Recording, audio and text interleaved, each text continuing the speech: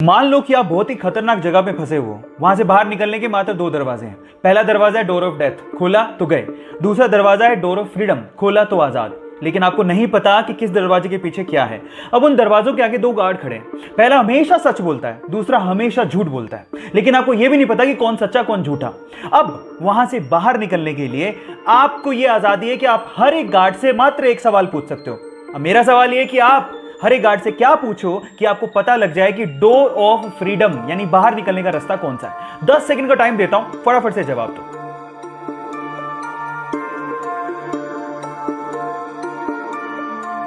तो चलिए गाइस, मैं आपको जवाब देता हूं। आप ये सवाल पूछोगे हर एक गार्ड से कि अगर मैं दूसरे गार्ड से पूछूं कि डोर ऑफ फ्रीडम कौन सा है तो वो क्या जवाब देगा। मजे की बात है कि दोनों के दोनों डोर ऑफ डेथ की तरफ इशारा करेंगे और बस उसके जस्ट अपोजिट वाला डोर डोर ऑफ फ्रीडम का है। अगर अभी भी आपको समझ में नहीं आया तो चैट सेक्शन में लिखना, मैं दोबारा बता दूंगा। गाइस, फायरफॉक्स ब्राउजर के बारे में तो सभी जानते हैं, लेकिन मेरा सवाल यह है कि फायरफॉक्स ब्राउजर के लोगो में जो दिखाई दे रहा है वो क्या है, क्या वो बता सकते हैं? ज्यादातर लोगों को शायद लगता होगा कि फायरफॉक्स ब्राउजर के लोगो में एक लोमड़ी यानी कि फोक्स है, लेकिन ऐसा नहीं है गाइस।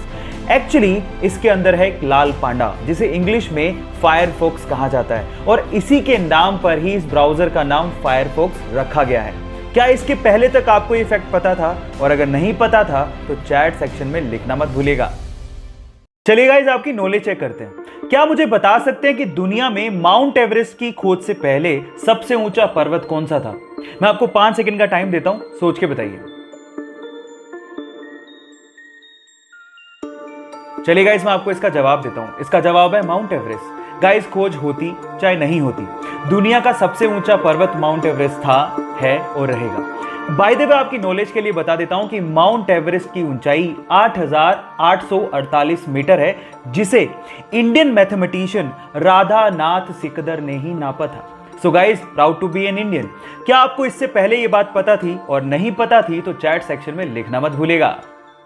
चलिए, मैं आपको एक मैथ्स का ट्रिक सिखाता हूं जिससे आप किसी को भी इंप्रेस कर सकते हो।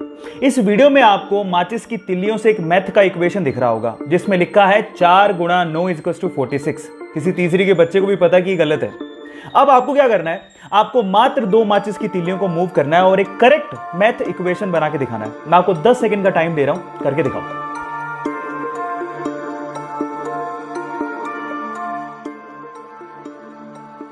चलिए गाइस, मैं आपको जवाब देता हूं।